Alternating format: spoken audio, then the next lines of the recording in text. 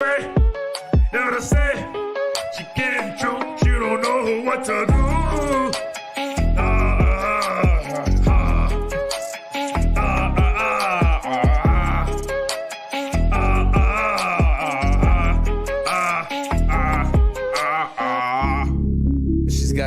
She's gotta go. Bye. I know that you love this flow. We just chillin', we just villains. We just chillin', we some villains. I leveled up, get the ammo and I stuck it up. I grab shots on the top of shots. I bust the clip and I let it dip. I make it poop, make it explode. Touch your toes, hit your nose. Can you touch your toes? Simon telling you what to do. Follow my commando, hit in the bando, trap in the bando, not like a Rambo. Rocky, Sylvester, so. And we are back. Welcome to another edition of the Sports Port.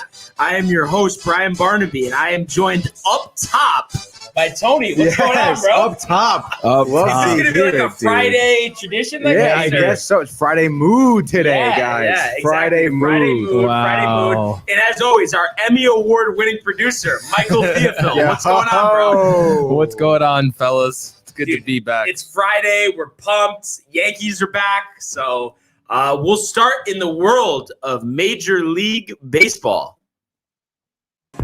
Giving chases Judge, and he dives into the stand. DeGrom begins the season with an overpowering strikeout of Ronald Acuna. The wall is gone! 3-run home run! What's going on here? I love it. He drives one to the moon. High, deep, and very gone. Very gone. I mean, love to see it. You think down the line Tatis ends up on the Yankees or no? No, definitely not. If anything, it'd be on the Mets, dude. Oh, okay. So Lindor, they're going to trade him? No. They're going to be buddy, dude. Lindor to third. Lindor to third. We've seen it with the shortstops as the range goes. So, looking at yesterday, we had the locals off, like we said, unfortunately, yesterday. So we had to make do with the rest of the league, which is tough. It is. But we enjoy baseball, but you just want to see your team play. Exactly. So we'll just take a quick look at a couple games yesterday. So we had the D-backs facing the Nationals. And, it was funny in our previews. I mean, I was a big proponent of saying, the D-backs have no hope and they're terrible. And they beat the Nationals 11-6 yesterday. And the Nationals, who I actually picked to win the NL East, fall to 3-7 on the season. Mystic Barnes. And a couple pitching problems. I mean, Strasburg, first start was great. Second start, terrible. They saw him rubbing the shoulder in the dugout. I don't know if you saw that. Mm-hmm. So he's a guy who, former number 1 overall pick, has had Tommy John, has had a lot of injury problems. So concern there. But the guy who started last night was actually Patrick Corbin, a guy who they signed to a big 6-year deal, a couple of years ago. And actually, I had wanted the Yankees to sign him. Clay, New York native, always dreamed pitching the Yankees.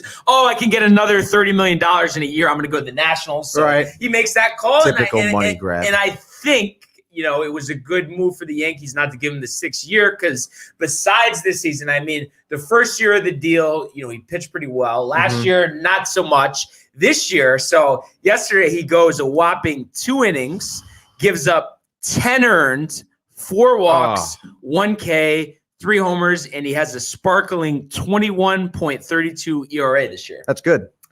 That's not good, Mike. And I think he's making, I know Mike doesn't know. Roughly, $23-24 million this year. He's owed $83 million the next 3 years after this season. So, I mean, what do you think? I mean, I know it's early in the year, but just kind of based off what we saw last year, I mean, do you think he's losing it a little bit? I mean, I guess it kind of seems like it. I mean, like you said, last year he didn't perform very well, and he keeps going in that downward sort of spiral direction. So, I mean, unless he picks it up, especially a team like the Nats, who I feel like their pitching has been a backbone of their team for a while now, and between him and Strasburg, I think between the both of them, they have a 12 ERA, which, I mean, I guess is better than Corbin's 21 ERA, but I mean, it's just not exactly what you want. And yeah, dude, I mean, it's, as a Met fan, I'm a little happy about it because it's just one less team to worry about. But I don't know, man. I mean, Corbin, it just seems like he's been just struggling. He doesn't really know what the problem is. And do you think it's as simple as a case of what we see with guys all the time? As they get a little older, the velocity dips. I think he averages 90 to 91. And it's where there's so much pressure on the pitcher to be perfect with movement, location. Right. And you think it's as simple as that as to why he's struggling? Do you know how old he is now? I want to say he's 31. He is 31. Okay. Yeah, I guess he is in that age where it's like he is losing his velocity. He's gonna have to make an adjustment on his pitches. Maybe it'll take a season. Hopefully, maybe not the whole season. But yeah, I guess that would make sense, man. And it almost seems like he might just need to reinvent himself. Right. We've seen that with pitchers, and one guy that comes to mind actually is, Mike Messina. Remember, he really struggled with the Yankees, got moved to the bullpen later in his career. And then the last season of his career, I think he was 38 years old, 20 wins, only time in his career. Wow. So, a guy it could who happen. Was, mid-90s, went to high 80s, but the movement is everything. Right, exactly. Especially as we mentioned, if you lose velocity, you got to go to your kind of off-speed pitches here. So, and I know it's so early, but I mean, what do you think that this is? Besides just Corbin, just the performance overall through these first 10 games. Are you? I mean, I know you're not concerned, but just analyzing the team. I know you don't want them to be good, but do you think there is cause for concern with the Nationals here? I would say from their pitching, yes. I feel like their offense has been. Soto is a stud. Yeah, obviously. Soto's a stud. Even Josh Bell has been doing all right too. So I mean, they did score 6 runs against the Diamondbacks, right? So 6 runs that would normally get you a win. You would think. But yeah, if they figure out their pitching, I don't see why they could not be a decent team. Like they're going to be a contending team. I should say. It's one of those things on paper. They should be a 90-win team. Yeah, easily. Because that rotation, I mean. Scherzer, Strasburg, Corbin, Lester. I mean, that looks like one of the best rotations in the National League. I think Lester's on the IL, right now because of the COVID. Yeah. So, but I mean, yeah, dude. I mean, that's one of the better rotations in the league. I mean, I think like we said, it's early, small sample size. So I think they're going to be coming around just fine, honestly. And then how about the Diamondbacks? I think now they're 1 game under 500. I mean, we expected them to be, at this point 2-10, right? Maybe. So maybe 3-7, but we do see this kind of early. Like remember at the beginning of the year last year, the Orioles for actually half the season were in playoff position, right? With the expanded playoffs. So you think it'll be one of those things they're gonna drop off? Yeah, I think so. So we'll see what happens there. And then the hottest team in the league, the Los Angeles Dodgers. They finished their homestand 6-0. They're now 11-2 on the season. They beat the Rockies last night 7-5. They were down 5-3 in the 7th. They scored 4 runs to take the lead. A big, I think it was a 3-run homer by Max Muncy, the go-ahead shot. And, Turner had one earlier. And then to finish it off, they go David Price for the save. I know, dude. I mean, with we always talk about the rotation they have. I always forget that Price is on the team, honestly. It's crazy. So it was kind of funny. And then I guess, we were talking about this before the show with Jansen. We've seen Knievel get a save. Obviously, Price gets a save last night.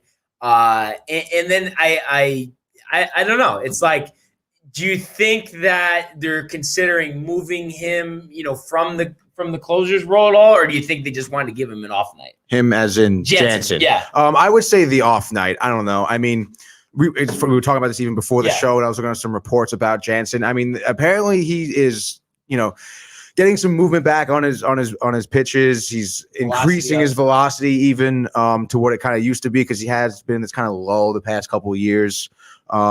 However, I don't know. I don't know if they have the trust in him. Maybe because he has.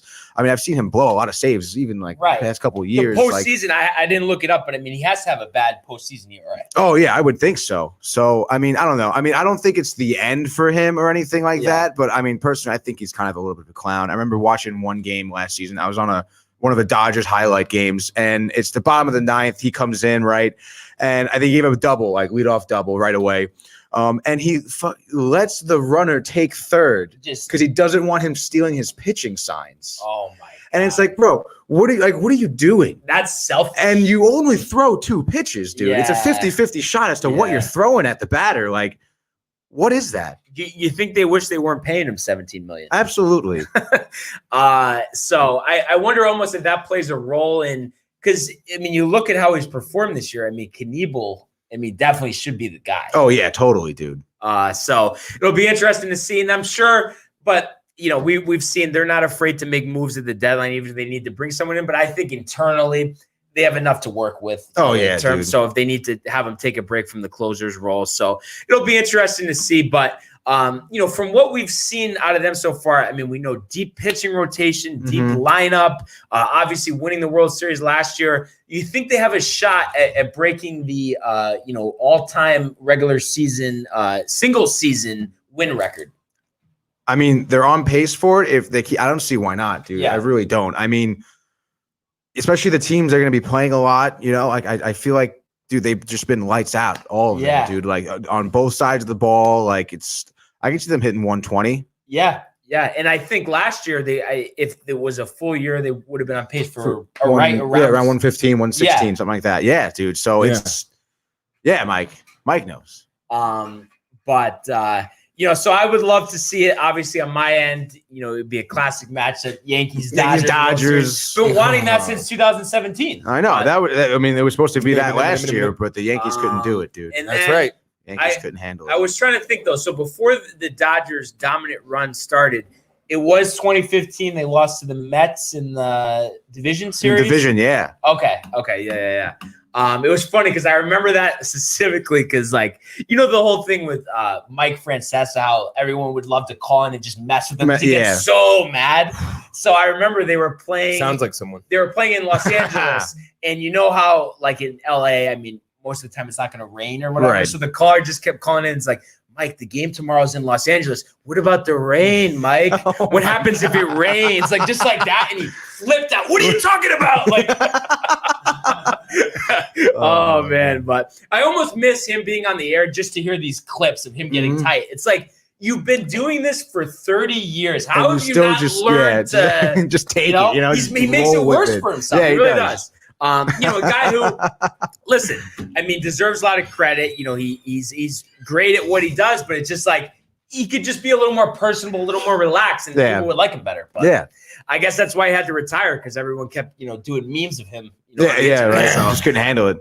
So we'll be making memes of Barnes soon, dude. Oh, dude, we gotta start making a few ourselves. Well, I don't know how many memes there's gonna be if the Yankees, maybe have a 10-0 stretch coming.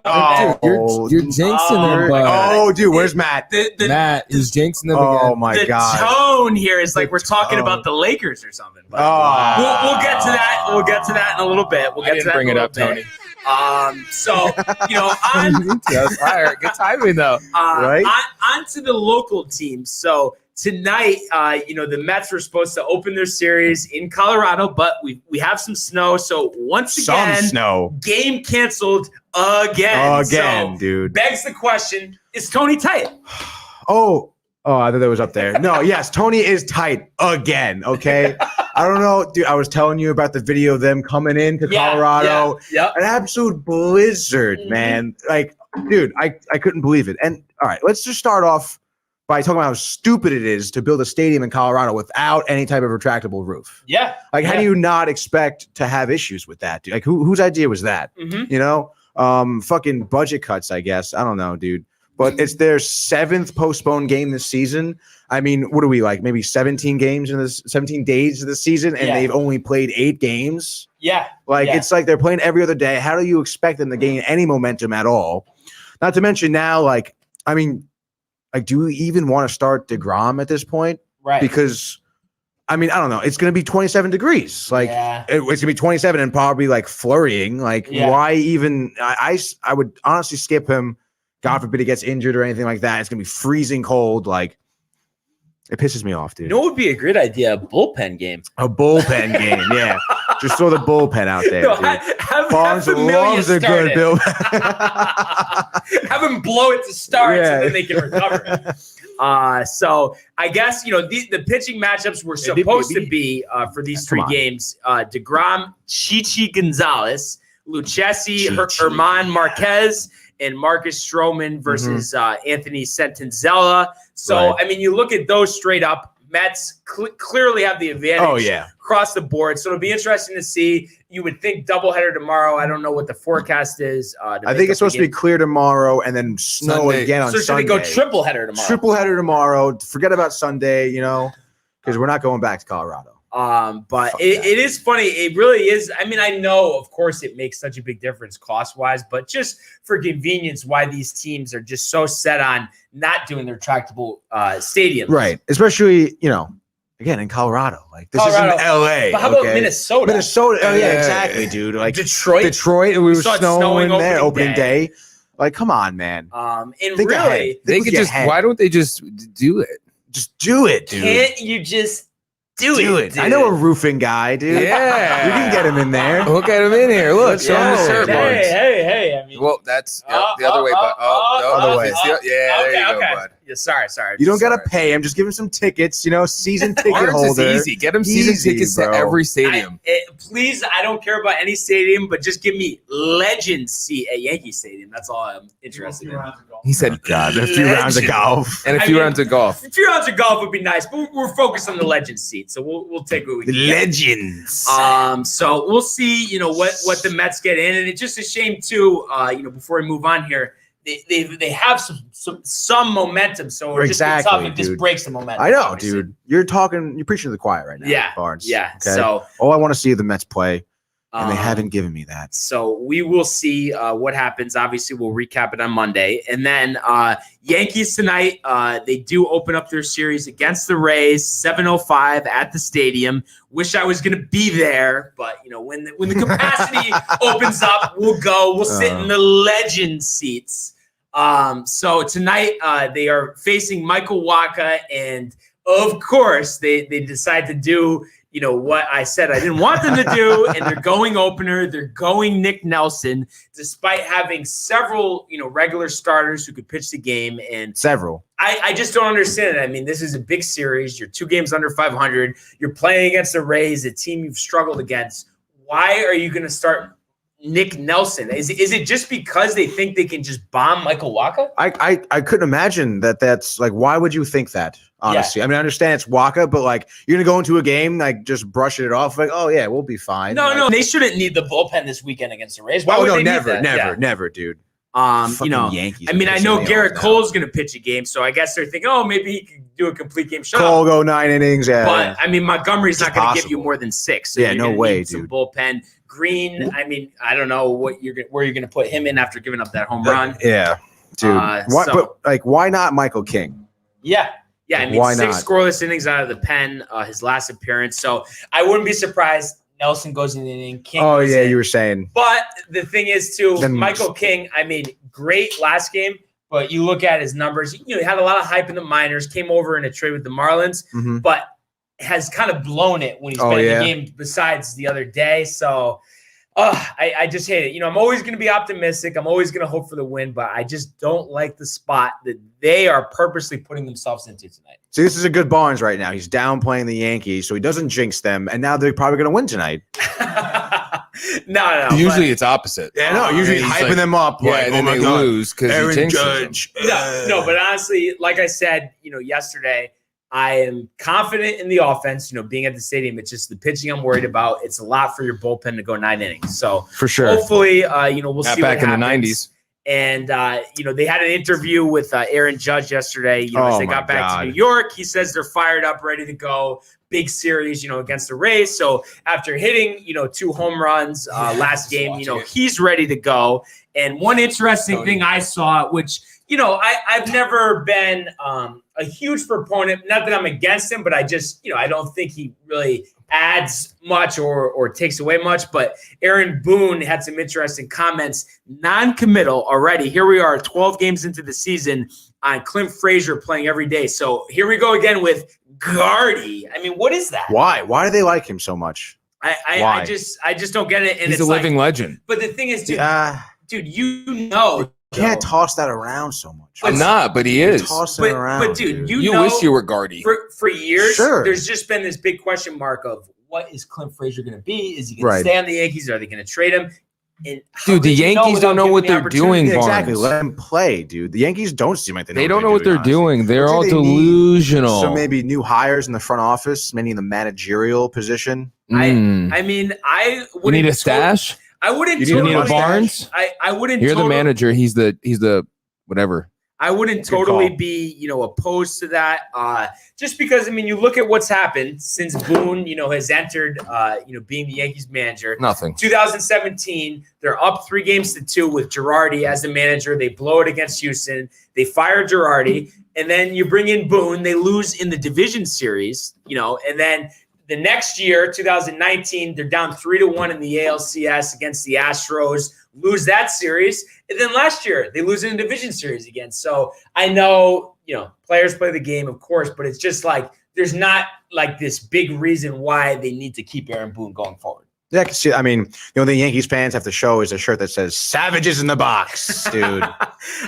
So I guess I think a big part of why they let him go is they didn't like how I know what it was, but it's all right. How Girardi handled Sanchez, because he was, Girardi was a catcher too. Yeah, right. But do you honestly though, just because I feel like you have the best perspective on this, not being a fan, do you think with their performance the last couple of years, that move has made any difference, honestly?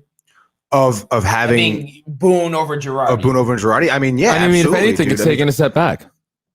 But you think it's like they literally could have won a championship with Girardi, possibly? With Girardi? I mean, I want to say, yeah, dude. I mean, the way the players rally around Girardi, they're not motivated. He's a player's manager too, It's sad, man. They really wasted these years with Boone. No, because I wouldn't say that. Because you guys didn't know him back then, but Matt, when they let Girardi go, I mean, he had a tough time. I swear to God, he was so upset about it. Tell us about it. Surprised. Tell us a story. He was just saying, why would they let him go? We were 1 game away from the World Series. What are they doing? What are they doing? This is weeks and weeks of this. And was he crying? Did you ever walk into the room and see him tearing up? I did not see him shed a tear. Okay. Just checking. But he was in Rosso too. You guys know Rosso. Yeah, Rossamondo. Escomondo. He was the same thing. And I get it. I mean, with the Phillies, he hasn't done anything yet. But I just think, he's a manager. Was Boone a manager? He was a broadcaster, and they just made him a manager. Not to say he's the worst manager ever, but I don't think he puts them over the top. No, definitely not, dude. He reminds me of a former Jets head coach. Adam Gase? Yeah. I don't think you could say that. I mean, at least he makes the playoffs. I mean, dude, what is the Yankee way? Is it to make the playoffs or win World Series? Yeah. No, I mean, you're right. Believe me, if anybody's tight, it's me. And I'm just curious your thoughts on this, Tony. I know you know your baseball. In all serious, bias aside, tonight, I mean, I've kind of said nothing. I'm not that confident. What's your honestly prediction for tonight? Bullpen game facing Michael Wacha, game 1 of the series. Waka. What do you see happening here? Honestly, dude, I want to say the bullpen for the Yankees are going to crumble a little bit. I want to say Wacha's going to have a decent outing, maybe 5 innings. 3 earns. 3 earned, maybe. I'm going to say they lose. Yeah, let's go 6-3. They lose. Yankees lose 6-3. Yankees lose 6-3. Wow. Judge is quiet. Maybe Stanton has a home run. Or Gardy. Definitely not Gardy. Gardy 0 for 3. Oh, maybe with a walk. No, it's funny because a couple of my friends I was texting, we're in this group chat, and they were saying they think Boone's got to go, and they just don't understand this Gardner thing. They really just I mean, is it Boone that loves Gardner so much? But I think at the end of the day, the organization makes the decision to sign him. So it has to be Cashman. Wow. And it's another interesting thing. Do you think Cashman is possibly a little overrated? I don't know, dude. The way it's funny because I think the other weekend I was talking to Gino about Cashman, and he loves Cashman. Mm-hmm. He thinks that he's made some phenomenal decisions, right? And some real some lucky picks and stuff like that, or sleeper picks, I should say. So I don't know. It seems like I feel like a lot of Yankee fans like Cashman. I don't think he's overrated. So you think it's just one of those things where, of course, they've come up short the last couple of years, but then it's who are you going to point to fit better? Right. Okay. Yeah. I mean, would Theo Epstein come in and win a World Series? No. Yeah, I mean, I don't like Theo. I'm just saying because he's won a bunch of titles, obviously. And you look at Cashman, when he first came on board, they win, 4 titles in 5 years. And then the last 20 years, they've won 1. Right. So, I don't know. That's tough, dude. Yeah. I mean, I think probably you lean towards they made more good moves than bad. Right. But it's just some of the moves are just like questionable. Yeah, like what are you doing? Very questionable. And my biggest one was trading for Stanton and not signing Bryce Harper. Lefty with the short porch. True. Although I don't know. I think Bryce Harper is overrated, to be honest. But do you think he's better than Stanton? And he would do better right now? Yeah. I guess you're probably right. And it's just the lefty with that porch. How do they not have one premium lefty power hitter? Yeah, I know, right? I don't know. Very right-handed. Well, no, they got Aaron Hicks. Oh yeah, dude. Love Aaron Hicks, dude. So walks a lot. Hopefully they, start the series off right, win tonight, just get 2 out of 3. I don't need a sweep, but just want 2 out of 3. So you'd think the Cole game on Sunday and tonight, and we'll just sacrifice tomorrow against Glasnow. Yeah, true. Because it just a guy that good with this lineup, I'm very concerned about that, especially a day game. With the shadows and stuff, I don't like our odds there. No, yeah, Glasnow's he's gonna be dealing, dude. Yeah, so lights out. I mean, hey, if we get a sweep, we get a sweep. But of course, we'll recap it, on Monday, and hopefully the Mets get 3. Hopefully, we'll recap some Mets games as well. Yeah.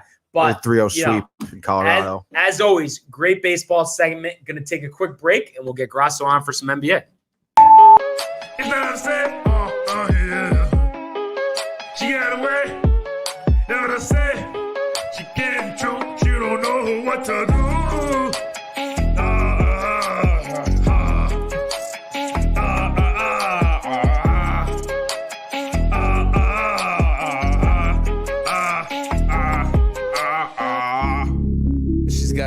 She's gotta go.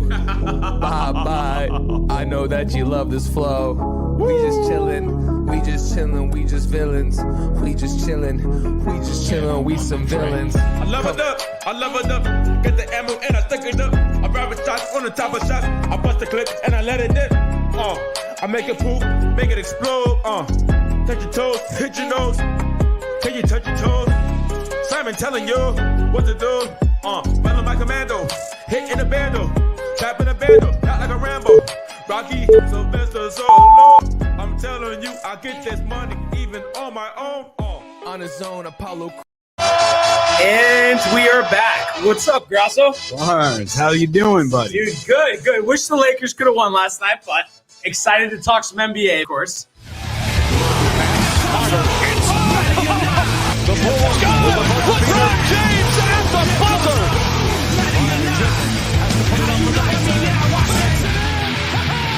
He banks in the three, and the Lakers win the game.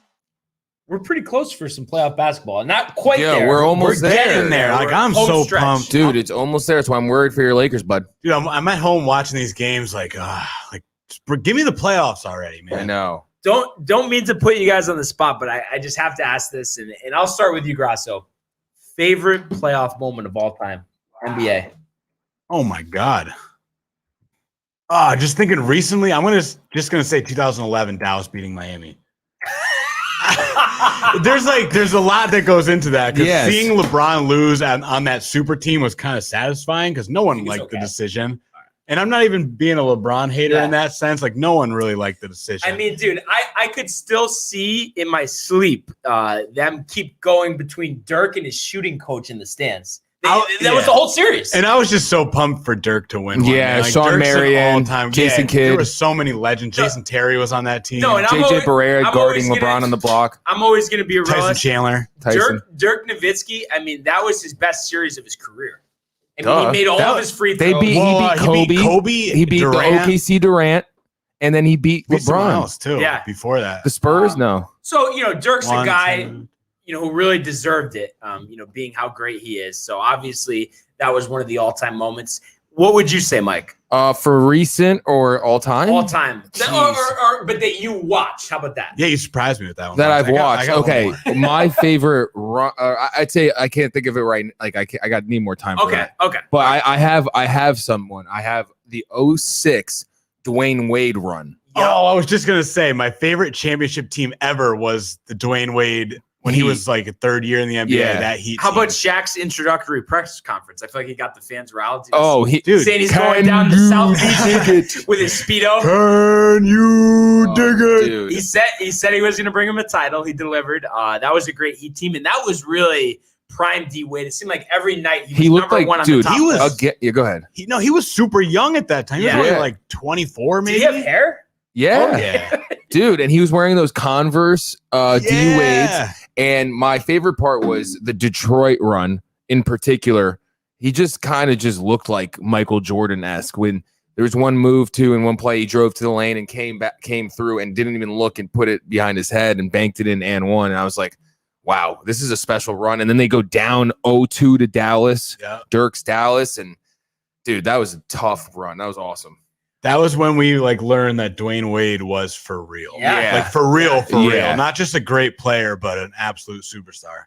What about you, Barnes? I'm sure you have Yeah, a few Barnes. LeBron ones. Oh yeah. I mean, Every guys, time LeBron you guys know won. what I'm gonna say. What? So 2016 it was Cavs. 2016. It was Game 7. It was down, I believe, 8.5, and I mean, it was literally the best game I've ever watched, and it was funny. Really? You don't think the when Dallas was down 20 whatever and Dwayne Wade hit the corner 3 and then they start punching it, LeBron starts punching his chest. You don't think that was the best game when Dallas came back and won? I feel like that was pretty impressive. So anyway, Barnes is trying to stick to more recent memories. We're talking 2016. It actually was on my birthday. Oh, okay. And I was actually at the Borgata with my girlfriend. Wow. Okay? And she'll tell you. We went to Carmine's for dinner during the game. Barnes has one. Was watching the game, went back. Okay, so I'm watching the game on my phone on the shuttle back. And then we were watching, I don't know, it was probably the last quarter in the room. When they won, she'll tell you, I almost went through the ceiling, dude. I swear to God, it was that last 2 minutes, the block, the shot. I mean, it was the most amazing basketball game I've ever watched. Barnes almost got kicked out of the hotel. And then I was so pumped. I had my LeBron jersey on me, went down just to like walk around the casino, and everybody's like saying stuff to me. Hey, you wanna like it was just such a great time. Such a great time. You did it. That was only 5 years ago, not even, and it feels like it was 20. But that was always great. But I know that there might be something. It might not top it, but with LeBron, in his next 2, 3, 4 championships, that will top that type of moment. So looking forward to that. But for right now, not happening this year. Favorite basketball game, favorite moment of all time, favorite championship of all time. So now that we're done with memory lane here, we'll talk about last night. We did have the Celtics 121-113 over the Lakers. And got to give it to the Celtics. They played a great game, controlled it the whole way. Jaylen Brown, 40 points. But how about 17 of 20 from the field? I mean, you want to talk efficiency. Yeah, he's on my fantasy team, so I did really Are you in like playoff this game. position? I'm on the border. I took a couple weeks off, or I wasn't taking it too seriously. Yeah. The league manager texted me. He was like, "Yo, dude, you're still in it. You gotta update your roster." So I did. Jaylen Brown went off for me last night. I mean, he played great last night. And this game, the score only 8 points, but Boston was up 27 in the fourth quarter. Yeah. So they were actually up 113-86, and then to finish the game, they were outscored 27-8. But get the win. That's the important part here. And how about Peyton Pritchard? 15 points, 7 boards, only 20 minutes.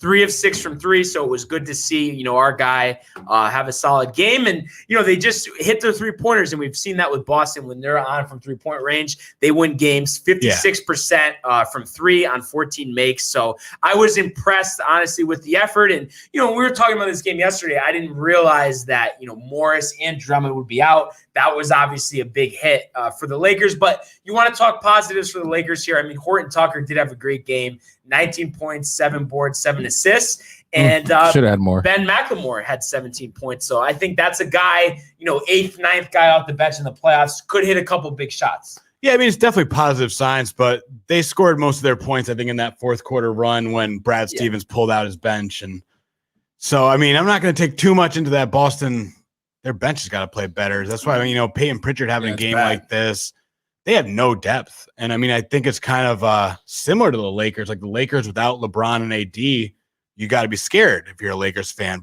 The Celtics the same way. Like if their guys aren't playing well, it's all up to Tatum and Brown really at this point. And Pritchard. Really. I mean, Pritchard's that guy. I mean, Kemba hasn't been He hasn't been Kemba. Yeah. We'll just say that. I mean, he's been good. Yeah. He's been okay, but he hasn't been cardiac Kemba. I mean, there's a lot of games left and obviously the playoffs, but I wouldn't be surprised if Kemba gets moved in the offseason, honestly, because it just doesn't seem like it's working there. Yeah, I mean, he's getting older. Yeah. Kemba has been a worker his entire career. You know, I don't know, look at his game played over the years. He doesn't miss much time. Yeah. So, I mean, his body's probably, starting to wear down a little bit. He's getting towards the end of his career, I think, Kemba, which is sad to say being such a UConn fan. Trying to think, 31? About, yeah.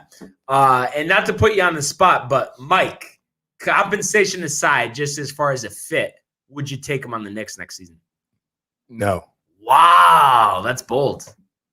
For how much? Over Derrick Rose? No, just no big compensation, but obviously That minimum? I think his contract is what, 20? Yeah, not that. 20 something million.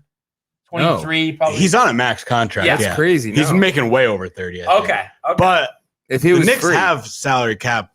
Yeah. And I don't I want to just pay it think, for though, 31-year-old. But I just do think if Kemba No, I agree with you. But at the same time, this free agent class doesn't really offer much this year. wait it out. And I do think if wait it out. Give him Kemba is 85% of his peak in the NBA, what he would bring to the Knicks, I think, would be tremendous, honestly. Yeah, that'd be great. But I mean, if he's 85% of what he could be, he's going to bring a lot to the Celtics this year. Yeah, I mean, he's got to be that third guy. I mean, the Celtics, I think I was their biggest critic maybe this year. I told him to break it up, fire the coach, sell everyone. But, if Kemba could come back and this team could make a push, I'm not saying they're going to make it past the second round. That's not going to happen. Yeah. They're not going to beat one of those top 3 teams as of now, at least. But they're looking kind of scary here. And what about if they were to bring in Mark Jackson in the offseason as coach? Or you think he couldn't do that to the Knicks? I don't know. That doesn't shift anything for me. Really? You don't think he'd do a better job than Stevens? No, Mark Jackson sucks too. Wow. I think Mike disagrees with that, though, right? No, I like Mark Jackson a lot. Yeah. He's I a think terrible he's got a raw deal. broadcaster. So if you get him off the broadcasting booth, that would be a win. Honestly, I don't mind him as a broadcaster, but I feel like he was always on the call, like when things weren't going right for LeBron, and I just hated hearing him talk about it, like hand down, man down, like enough. I just hate him and Van Gundy combined. And then, before we move on here, a bit of good news for the Lakers. AD cleared for full contact practice. They're saying there's a chance, they do have 2 home games against the Jazz this weekend, that he returns. And I would say latest would probably be mid to end of next week that he returns to the court. So obviously that's going to be a big boost for them, despite what Mike thinks. He thinks they get worse, I guess, when he comes back. Not worse. It's the same thing. Right. No, like I said, it's a tone. Look, yeah, go ahead, Mike. I just don't think it's that big of a deal. I mean, he's great, but what did he do in New Orleans? But you don't think that their team is better than when he was in New Orleans? No, not the last year. Last couple years. My God. No, this Lakers Drew team Holiday was isn't on that as good team. as any of those Pelicans teams. Oh, man. Well, we talked about your guys' opinions on this before. No, the I mean, show, look, Anthony Davis coming back is nice. Like, they need him. But, Yeah, they but need him, but the real deal is still on the way. It's not LeBron. the Like, real this team deal is nothing without LeBron. But how could you minimize? Because what did he do in New Orleans? But this isn't New Orleans, though. But it's the worst team. He played great in the bubble. He's had good stretches over his career. He's a great player, but I mean, he's had no consistency over his career. Dude, but it's Anthony Davis he's not I don't know. Like man. winning wise, he's not taking he's a only losing one team in and making them a championship team. He's not that good. No. Like adding him to this team, it's just insane the boost that gives him, and the fact that you guys. I feel like you said that about Andre Drummond. No, dude, it's completely different. Come on, bro. Seriously. No, listen, I think he's great, but he's not if there's no LeBron, they're not doing anything. I think you should listen, he's had a great year and everything, but I think you honestly think that Randall is a better player. I really do. I'm not kidding. Then Anthony Davis? Yeah, I think I would say this. I don't know if Anthony Davis could do what Julius Randle's doing with the Knicks right now. I'm not going to go that far. Anthony Davis is better. Right, at least I know there's some sense next to me. Honestly, 5 to 10, he's in that range of best players in the NBA, but LeBron's the guy. Oh, I mean, you don't need to tell me that. I don't need to tell you that, but this Lakers team we're not going to know who they are until LeBron's back. Yeah, I guess the one thing I would say is your guys' skepticism on the Lakers going forward Is that just simply based on the fact that you think, oh, well, these guys were out for a while, it's going to take them a while to get back on their feet? Or are you really just basing this on what's around? I just think it's a different season than last year. And the announcer last night who was calling this game called Kyle Kuzma the third option on this team. Like, you got to be better than that if you want to compete for a championship. Like, who outside of LeBron? Why do you and AD? Why are you so obsessed with this team? Just because they won last year in a bubble? Good. Like, Drummond is. No, but we haven't seen anything. But who's on this team? KCP. This actually relates to the conversation that Markieff Morris that me and Tony were having yesterday with a reliever pitching, an inning above where he normally goes. It's the same thing here. These guys aren't meant to carry the load. They're meant to be good supporting cast players, and you're going to see them do that when these guys come back. It's been a while since they've both been gone, so of course they can't carry the load. Of course, this roster, if they played a whole season, would struggle to win 40 games, but that's not what it's going to be down the stretch. I was higher on this team because of guys like Marc Gasol and Wesley Matthews, who I thought would be good veteran. How about Marc Gasol, though? What was it? 18 points, 4 threes, 21 minutes. I mean, hey, never know. All we need him to do is play in the playoffs. Doesn't matter what he's done so far. Yeah, but I mean, those guys are both struggling. I mean, you were even talking about getting Wesley Matthews off the roster yesterday, and I just don't see like this team outside of those two big guys is just very good. I mean, they are holding forth though, 5-5 over their last 10. So they're holding ground, and I think also, I mean, just one other thing. They should play Jared Dudley before we move on here is there's a very short list the past 10 seasons of teams that have beat LeBron teams in the playoffs. Very short. So before we get ahead of ourselves with Kawhi and the Clippers, just think about that for a second. But we'll let that sit there and we'll move on. I can't wait till the Clippers beat the Lakers in the first round of the playoffs. So we had the Bucks 120-109 over the Hawks, which, what we were kind of thinking last night. I think Mike was saying Hawks, but yeah, I did. He said call. Yeah, he did say that. So Giannis, he only played 25 minutes, but had 15 points. Drew Holiday, another strong game, 23-7. And how about Splash Mountain? Brook Lopez, 19 points, 12 rebounds, 3 of 6 from 3. I mean, if they're getting that effort out of him, that's big for them, honestly. I know as much as you don't like the Bucks, you have to admit him performing like that. That's Brook Lopez from 10 years ago. That's Mike that really doesn't like the Bucks. He's not going to do it. I mean, yeah, come playoff time, it's going to be a different story. A guy like Brook Lopez is going to get his minutes cut in the playoffs. The thing is, you play a 1-2-2 zone against the Bucks, and Giannis can't do nothing.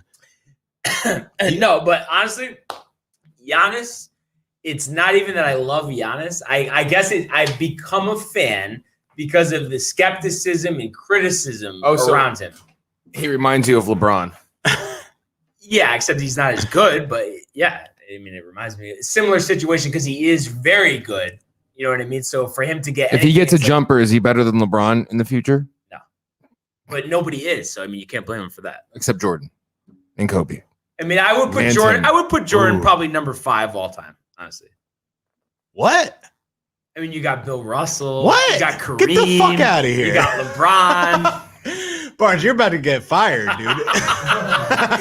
As Tony said, we're firing people from this show now? Yeah. Tony fires people. Tony, what do you say? He said Jordan's 5. You're fired. No, I'm kidding. Honestly, Jordan's 2 in all seriousness, maybe 3, but I'll give him 2 for the benefit of the doubt. But that's a different story. But back to this game, so the Bucks, they get their 3rd straight win. So still hanging around in the playoff race for potentially a top 2 seed. We'll see. They have to pretty much play lights out down the stretch. And a disappointing loss for this Hawks team because they're kind of teetering between the 4 and 5 seed and a rough stretch. I mean, they could finish the year as a 7 or an 8. So they want to get as many wins as possible. And Trae Young, 3 of 17 last night. I mean, I know you're a big Trae guy. I love me some Trae Young, but no, I mean, he struggled, but they put up some points, but this was just like the other game. The Bucks were up huge at one point in this game. Right. They kind of let the Hawks climb back into it. This game shows how big of a difference there is between those top 3 teams in the East, Brooklyn, Philly, and Milwaukee, right, and the rest of the field. Like the rest of the field is just nowhere near those top 3 teams, and I think that showed last night. Do you think though the Heat have a chance to kind of be a little closer, or not really? Look, the Heat are scary. I love Jimmy Butler, Bam Adebayo. I love the entire organization, Spoelstra. Yeah, they're just not talented enough. Yeah. I don't think they're talented enough. But They did beat the Bucks in the bubble though, so you never know what happens. I mean, it's not going to happen now, but imagine if Giannis had waited and signed with them in the offseason. Woo. Imagine him and Bam. And Jimmy? Bully ball. Jimmy ball, yeah, they'd be the meanest team. So that'd be scary. We'll see how those teams finish down the stretch. And then, on to tonight. We got a bunch of very good matchups, and we'll start the first one. We got the Clippers visiting Philadelphia, playing the Sixers. Clippers 39-18, Sixers 38-17. So very strong records here. The Clippers on fire lately, 7 straight wins. They're 17-10 on the road. Kawhi is questionable with a diva injury, so we'll see, if he plays. And Paul George, had some rest from his sore pinky the other night, so he should play tonight. So they're two soft Such leaders. a Clippers hater. Should be It's the on the floor. tone. It is the tone. It is the tone. Because he's like Jordan and Kobe and LeBron is. Kawhi's got that Jordan. But Kobe. one thing that I do have to admit, Paul George has been impressing of late. His last 6 games, he's averaging over 28 points per game, over 5 rebounds, over 5 assists, and he's shooting 53% from 3-point range. So he's really, dialed it in after really struggling this season. So if they want any chance to advance past the second round, he's got to have big games because Kawhi can't do this all himself. They need him to be at his A game. Yeah, I mean, and when Paul George is playing at his A game, he really is one of the best players in the NBA. He's that good, but it's just he's got what a do you habit think of it is, struggling though? in the playoffs. Is it just he's not mentally tough enough? Is that what it is? I mean, that definitely plays a role in it. Yeah. Paul George is very passive, kind of. I mean, I don't know. I mean, I was going to say quiet, but Like, doesn't Kawhi's have the quiet, but he drive. becomes a killer in the playoffs. Right. The killer instinct is probably That not there. killer instinct, that Mamba mentality that we all know Kawhi's got, right, Barnes? Paul George, I don't think really has it, but and I think that honestly is true because you think about it, ability-wise, he should be able to lead a team, but it's a joke to even try to say that he could lead a championship team. Who? Paul George. I mean, it's just not even a conversation. Well, you're going to find out in the playoffs. I think there's a lot of guys around the league Kawhi like would that, be though. leading. I think there's only a few guys, and that's why, like I say, the top 3 players in the league are LeBron, Durant, and Kawhi, because I think those are really the only 3 guys that can lead a team to a championship that we have in the league right now. And then, you look on the other side of this matchup, the Sixers have won 3 in a row, 6-4 in their last 10, and they have that 1-game lead over the Nets for first in the East after beating them the other night. So Tobias Harris, questionable with the knee. So obviously they would love to have him out there. And, just in terms of this matchup, obviously what comes to mind, the Sixers' best player, Joel Embiid. Do you think he's going to eat Zubac for dinner? Well, I mean, Joel Embiid's been eating everyone for dinner this year, and I'm legit scared if I'm playing him. He's on a mission. But historically, Embiid struggles against guys that are his size. And Zubac is legit 7 feet. Like he's pumped for like a 6'9" matchup against him. Oh, he eats those people like, oh my God. Like PJ Tucker guarding. Yeah, no, that's not happening. Like historically, he's struggled against big guys like the Lopez brothers in Milwaukee. Like Brooke Lopez in Milwaukee has done good, and Boston had someone I forget, but Daniel Tice. No, it was years ago. But yeah, Embiid struggles. Zubac is a guy that can put a body on Embiid and actually make life a little more difficult for him. I don't think he could just bully Zubac like he does other guys, but at the same time, I think he will. Yeah, Embiid's that much better. His talent, I think. This year, he looks a lot more balanced on the floor. Like, you don't see him falling over too much, and that just leads to better footwork. Yeah. And when his footwork's on point, because we know he's got the moves, but when he's executing the moves, he literally is unstoppable. No, and it's funny. Like, I guess the numbers aren't like, very like a ton better. Yeah, they don't jump off the chart. But it just like kind of eye test wise, it really does seem he's really cemented himself as a top 5 player in the league. Yeah, I mean, being a Sixers fan, I was never really confident in Embiid leading a team to a championship. Right. This year I'm watching, like, I still think you need a guard. Someone's got to get him the ball. Right. But I mean, you throw him the ball in the post, I'm confident you're getting 2 points. And would you like what's your feeling about them contending for a championship. They could easily beat anybody in the West, especially the Lakers. But you feel comfortable, Nets at full strength? Would you be a little nervous like Nerlens? There's 3 teams that I think are better than Philly, and we're talking if everyone's healthy. Obviously healthy. Brooklyn scares me. Yeah. I mean, obviously they have 3 of the best scorers in NBA history, really. Right. I mean, I wouldn't put Kyrie in there, but Durant, Harden, Mm-hmm. And then out west, the LA teams, the Lakers and the Clippers, I think if they're fully healthy, the star power is more powerful than what Philly has. Mm-hmm. Embiid is with those guys. Ben Simmons is not.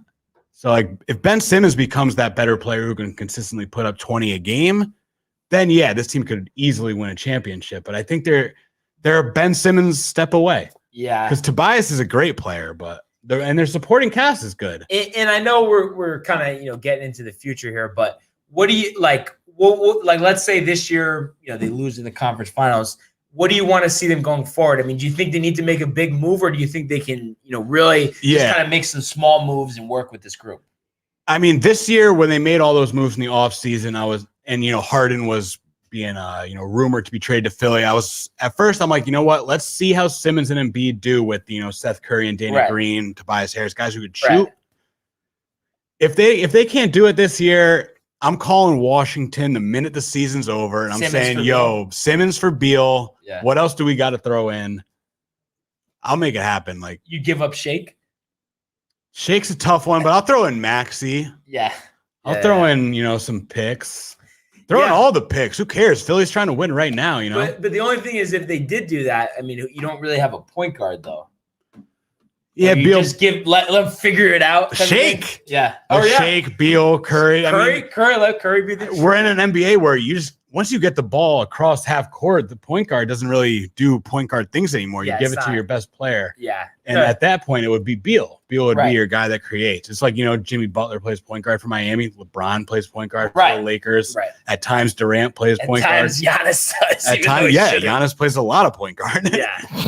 So, I'll start with you, Grasso. What's your pick for this game?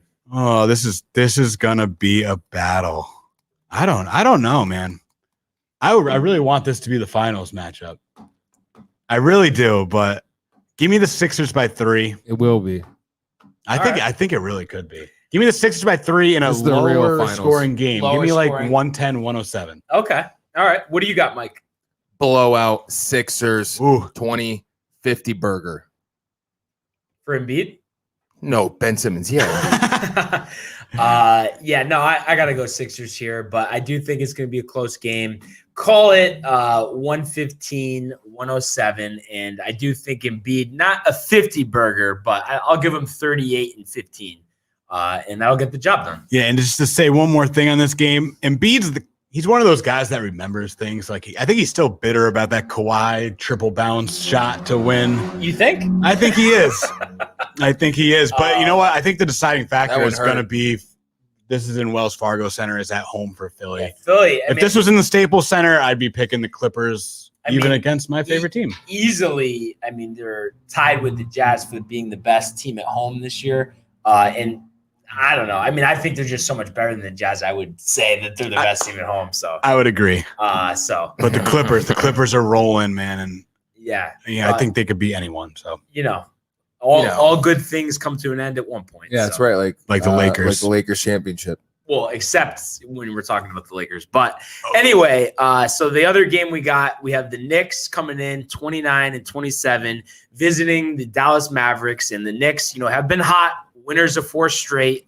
They did lose this matchup back on April 2nd, 99-86. So they're looking to get some revenge here. And we know, the middle of the Eastern Conference, middle to end of the Eastern Conference is very competitive. So they want as many wins as they can get. And I think, as always, for them to win a game, they need Randall to do what he's done all season. He's averaging almost 24 points a game, over 10 rebounds a game, over 6 assists, and 40% from 3-point range. I never would have expected that.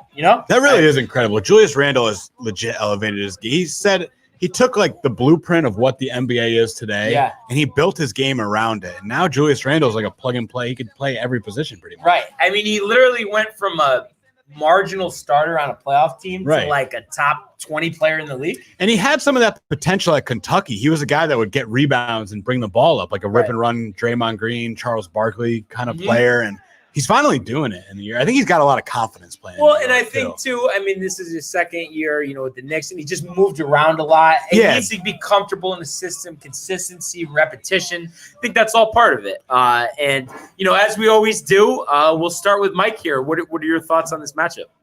Well, I feel like you already know, but I'll say it again. As I said a couple days ago, it's over for the Mavs. They're trash. They're not a good team. They're about to play a real good team and a hungry team at that, Barnes. Something you wouldn't know about being a Lakers fan right now. You guys are just waiting and waiting and waiting. So, I see another 30-point game from Julius and finally a bounce-back game from my man RJ, 20-10-9. Wow. Do you know what I want to see from RJ tonight? I want to see him lock up Luka. Yeah. I mean, I know that's up to Tibbs on who guards Luka, but I want to put RJ on him because RJ's a good defender, man. I want to see that. Yeah. But I don't know. This Knicks team is tough. They don't give up too many points, and the Mavs get frustrated when they can't get into their sets and get their offense going. I mean, they struggle, and I don't think they're going to have an easy time getting their offense going against the Knicks tonight. I think the Knicks are going to pull this game off. And on the road. I know you like tracking this, and I just had to throw this in here. Over under. Oh, he's going over. The tenacious D, 7 turnovers for Luka. You're going over? Luka might have a quadruple double if you consider turnovers tonight. Let's go. Wow. He might have like a 30-10-10 with 10 turnovers. And what's your score prediction here? It's going to be low. Give me Knicks 107, Dallas 91. Wow. Dallas is going to struggle, and I really feel it. So you don't think that buzzer beater gives them any momentum coming into this game? No, it was lucky. It was luck. All right. Great shot, but so looking at this, and listen, I know Mike, likes to hate on the Lakers. I'm not like that with the Knicks. I think, listen, give it to them. I think Thibs is great. I think Julius has had a great year. I've been impressed with Barrett. He really, I didn't like what I saw out of him last year. Really taking the full step forward this year. So as we know, they're going to be in every game. I do just think, they're in a tough spot here, and the Mavs. While the rest of the team, isn't that great, I do think, KP and Luka, if they're on their game, it's a lot of scoring for them to keep up with. And we also saw JJ Redick finally have a decent game for them the other night. He hit a couple 3-pointers. So this is going to be a close game, but I'm going to say Mavs 95, Knicks 91, and another 30-point, 10-assist game for Luka with, call it, 5 turnovers. So he hits the under, and these are two teams right now that are just battling to stay out of that play-in tournament. Right now, Dallas a game back of Portland. I hope they stay. I want Portland in that 6th seed in the West. And then the Knicks are right there. They're in the 6th seed right now. Miami is in the 7th seed, though. You also got Atlanta in the 4th seed. So both these teams are battling. Every single game is important for both these teams. Yeah. So, I mean, no one's backing down tonight. This is going to be a battle. And I didn't check. I was just looking at like how many games we had tonight, and we were talking about this before the show. There's actually one in progress. The Jazz are hosting the Pacers. What's up with that? They're down 17, and it's not even halftime. The Jazz are down 17. Yeah. Look, the Pacers are a team that are kind of coming along. The health is getting there. Karis LeVert's getting. Talent's always been there. Karis LeVert is getting into that talent's offense. always been there for sure. TJ Warren's Warren out for this game too. And I just wanted to check here. So, Mitchell's playing, Gobert's playing, Conley's playing. So this is just them not showing up here. I don't know if the time has anything to do with it. 1 o'clock local start. I'm sure they're not used to doing that, especially on a Friday afternoon. So it'll be interesting to see. I mean, you would think, that's a pretty big deficit to be in before halftime, but we've seen crazier comebacks before this year. So be interesting to see if that ends up being competitive down the stretch. Obviously, we'll cover it. And, there's just a lot of games. It's going to be a great night of basketball besides the other ones that we covered, looking at the schedule. Got Nets, Hornets. I think that should be pretty interesting. Obviously, we'd have a little more buzz if LaMelo was playing. And then you also have, Grizzlies, Bulls. But They just announced Levine. Zach Levine. Yeah, the protocol. He's going to be the out. Bulls are tossing it in for the season. They trade for Vucevic, and then all hell breaks loose. Did they give up any COVID. first rounders in that trade? I think they did. I'm not positive. Sure if it's this year or not. Next year the Bulls will be ready again. But yeah, they made that trade a big trade, and then COVID just kind of like ransacked them late in the year, which hasn't happened really to any other team. So sucks for the Bulls. But and then one other good game I'm just looking on here. Pretty decent matchup. I mean, we have the Blazers visiting the Spurs, and boy, the Spurs. They had a pretty good record all year. Now they're under 500, 26-27. 12-17 at home. Have they ever had a record like that under Popovich? I mean, maybe last year. The first year. Or the first year. Yeah, maybe that 1 year. That's very uncharacteristic of them. They're kind of finally playing to their talent level because if you look at their roster, this is not a 500 team in the West. And they're 3-7, their last 10 games. And I kind of expected this. They were leading Dallas for a good amount of the year in the division, but I don't even think they're going to make the play-in tournament. I think they're really going to struggle down here. They're falling, especially when, Steph Curry's balling, leading Golden State. They're winning games, so. Yeah, so I wouldn't be surprised if Portland ends up blowing them out here, but we'll see. Obviously, what happens. And another game tonight, Barnes. Don't mean to interrupt you, but the Heat have to beat Minnesota tonight. Like, come on, Miami! I've been saying Jimmy it. Gonna. You belong in that fourth seed. Did you just hear what you said? Climb Jimmy into that Butler, fourth seed, Jimmy. Minnesota. He's coming. Oh, but he might cut out with the third stringers and just whoop up on Minnesota. But it's cat tight. Like he wants to get revenge against. Who cares? Meow meow.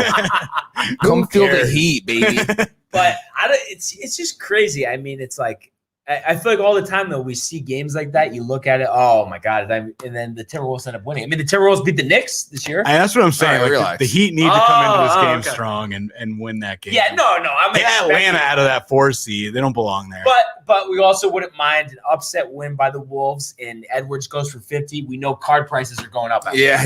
That would be the only. Maybe he can score 50 in a loss. Yeah, exactly. I'd be happy then. So, and then, onto the world of golf. As we talked about yesterday, we got the RBC Heritage underway in Hilton Head, and Stuart Sink still leading this tournament. He's now 14 under par, following up his 63 yesterday.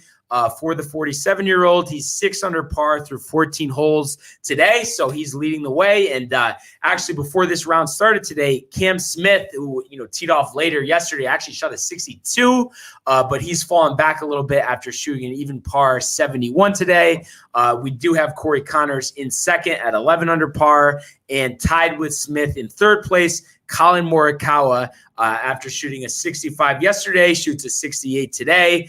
So he's obviously in the mix. I mean, we saw Justin Rose, that 4-shot lead in the Masters, or Matsuyama having the 4-shot lead entering the final round and getting close. So anything could happen here. And, I just look at it from a talent perspective. I mean, how could you not be surprised if Morikawa ends up winning this one? I mean, he's just got so much talent, younger guy, but it would be a good story if Sink wins another one, at his age, and we'll cover it, obviously, see who wins this one. And all I can say is I'm ready to golf this weekend. I'm pumped, and I know I'm breaking 100 despite the skepticism between the two of you guys here, but I'm telling you, I am breaking 100. I'm actually playing Sunday too. I mean, I'm rooting for you, Barnes. I'm rooting for you. When are we when are we going to get on the course together? Let's pick a date. All right, you pick a date. Yeah, we'll talk about it after the show. We'll pick a date. But don't just because I hate on the Lakers, Barnes, doesn't mean I hate on you, bud. I want you to succeed. No, I wasn't even saying that you're hating. I'm just saying expectation. I wasn't saying it's different with the Lakers. With the Lakers, you're getting a little too much, but I know this is more expectation. You haven't even seen me out there. Just you're going off what I'm saying. So can't blame you. Honestly, haven't played well this year. I can't wait to show you how I play. I'm actually very interested to see that. And you're gonna see what they used to call me, don't you? What did they call you? Michael Woods. Ooh. and at certain courses, they'd call me Phil Woods. Okay. Because I'm ambidextrous. So what do you want to say? Yeah, no, I got you. But so looking forward to that. We'll get it going for sure soon. And other than that, anybody else have any kind of closing remarks they wanted to add here? Yeah, I mean, pay attention out in Golden State. Stephen Curry's been putting on a show the past couple of weeks, and I think Clay's out. People kind of wrote off Golden State. Wiseman's out. I mean, obviously not winning the championship, but Steph Curry's been playing like out of this world lately. Yeah, no, it's fun to watch. And honestly, I have to say, I was skeptical of him coming into the season because the hand surgery, nerves and stuff. You never know, what that can do for a shooter. I mean, your hand is your most important Once asset. a shooter, always a shooter, Barnes. You should know that, bro. I do know that, and I can't wait to play some ball with you guys. Yeah, it's been forever. You know what we found out? The best outdoor courts in the area, I would say, in Campo Beach, they have some new rims, new hoops. So single rims too. And actually, my girlfriend works at Campo Beach, so we could hook it up there. So in the summer. In the summer, yes. And shout out another little court I found by my house behind that Stop and Shop there. Little rough neighborhood, but single rims, nice court. I mean, we'll play anywhere. We'll play anywhere. The whole thing is, of course, the indoor courts are better, but as long as the wind is calm, you're gonna enjoy it on a nice day. Yeah, of course. And if it's not too hot, we don't need a 90-degree day out there, but 70s, little breeze, nothing too crazy. Yeah. Don't want to get a little too wacky, a little weird. Also, after this show, guys, stay tuned. Around 4:30, we will have DTV Fit Episode 2 podcast live. So we know Matt's ready to bring. Matt just walked in the building. He's just stretching out on the couch, just flexing his muscles for us. Yeah, and his tattoo. But as we close out here, thank you everyone for joining us. Comment, like, subscribe. We'll see you Monday. Have a great weekend.